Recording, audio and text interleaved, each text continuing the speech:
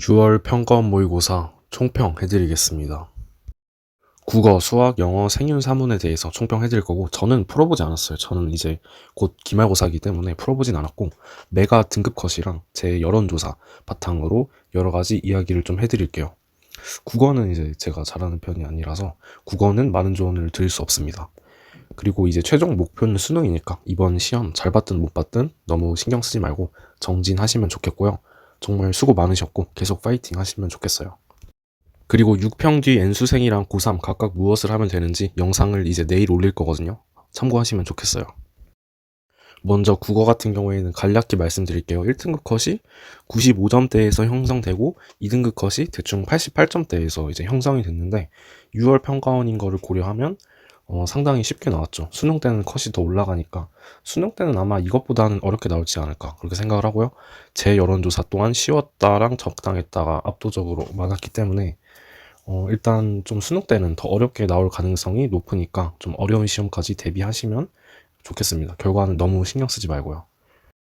그 다음으로 수학 같은 경우에는 확통은 1컷이 대충 92, 미적이랑 기하는 88 정도로 형성이 되고 있고, 제 여론조사 같은 경우에도 쉬웠다랑 적당했다가 압도적으로 이제 많이 나왔죠. 그래서 뭐 6월 평가원인 걸 고려하면 좀 쉽게 나왔다고 이제 볼 수 있겠어요. 수능 때는 컷이 더 올라가기 때문에. 근데 사실 이번 6평이 전범위도 아니었고 미적분 같은 경우에는 뒷단원이 핵심이거든요. 이 적분이 무조건 수능 때 나오고 어렵게 나오기 때문에 너무 미적분 같은 경우에도 너무 약간 이 점수가 허상이라는 것을 좀 생각을 하시면 좋겠어요. 실력이 없다 그게 아니라 수능 때는 점수가 더 안 나올 가능성도 충분히 있다. 이렇게 겸손한 마인드로 공부를 하셔야겠고요. 확통도 마찬가지입니다.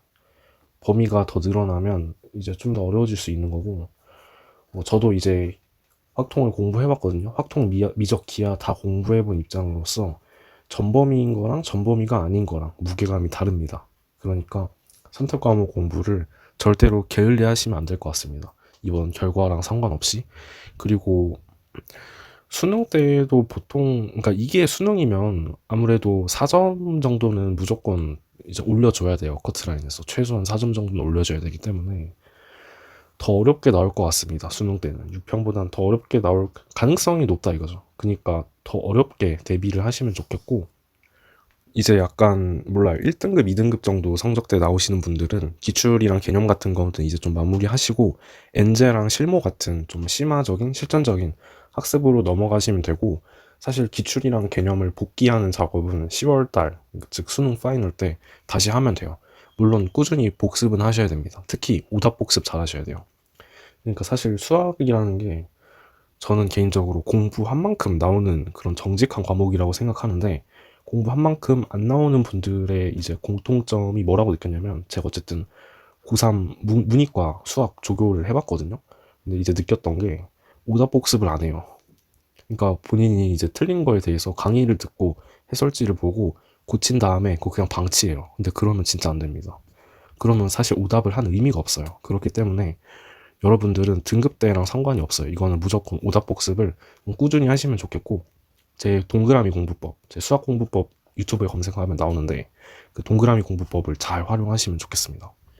이제 제가 종강하면 뭐 수학 엔제 추천, 실무 추천, 뭐 수학 엔제라든지 실무 공부법이라든지 그냥 그런 좀 핵심적인 공부법 영상들을 많이 올려드릴 거예요. 제가 여태껏 아무래도 좀 바빴기 때문에 좀 그런 실질적인 영상들은 올리지 못했는데 이제 그런 것들을 다 이제 준비해 볼 테니까 여러분들은 열심히 공부하시고 제 영상으로 도움 많이 받아가시면 될 것 같습니다. 그 다음 이제 영어를 좀 말씀드려 볼 건데, 영어는 좀 어렵게 나온 것 같더라고요. 일단 기본적으로 제 여론조사만 봐도 어려웠다는 이야기가 압도적으로 많고요. 좀 검색만 해봐도 뭐 작년 수능까지는 아니지만 상당히 어려웠다라는 이야기가 많이 있었습니다. 실제로 제가 현역일 때였을걸요? 25학년도 6평이 엄청 어려웠어요. 그리고 작년 6평은 정말 쉬웠죠. 근데 또 올해 6평은 또 어렵게 나왔네요.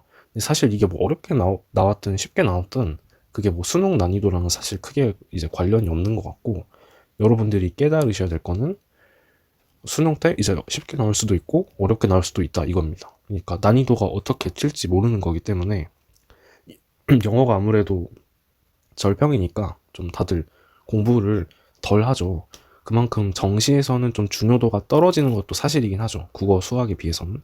근데 또 이제 최저 맞춰야 되는 입장에서는 그만큼 영어가 중요하죠. 근데 어쨌든 그런 걸 다 떠나서 이제 영어는 절평이기 때문에 점수 자체를 잘 확보하셔야 되는데, 결국 그러려면 맞춰야 되는 문제는 꼭 맞춰야 돼요.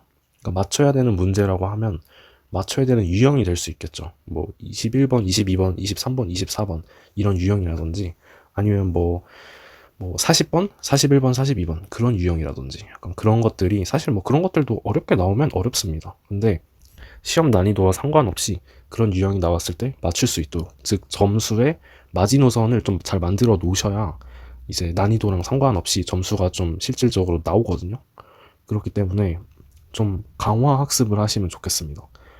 본인이 이제 특정 유형에 대해서 난이도가 어떻게 나오든 맞출 수 있도록 좀, 뭐라 하죠? 일단 문제를 많이 풀어보시고, 문제 풀고 끝 하시면 안 되고, 이게 왜 정답인지, 이건 왜 아닌지, 약간 좀 그렇게 세세하게 학습을 하시면 좋을 것 같고, 영어는 일단은 기출을 좀 잘 학습하시면 좋겠어요. 뭐 수능 특강이라든지 뭐 사설이라든지 그런 것도 물론 풀면 좋은데, 평가원 글이 제일 좋기 때문에 평가원 글을 좀 과거 연도 거까지 좀 많이 풀어보시고, 인강 같은 것도 잘 되어 있으니까 그런 것들도 좀 잘 활용해 보시고 그러면 좋을 것 같고, 제가 이제 또 작년 영어 95점이거든요. 작년 수능.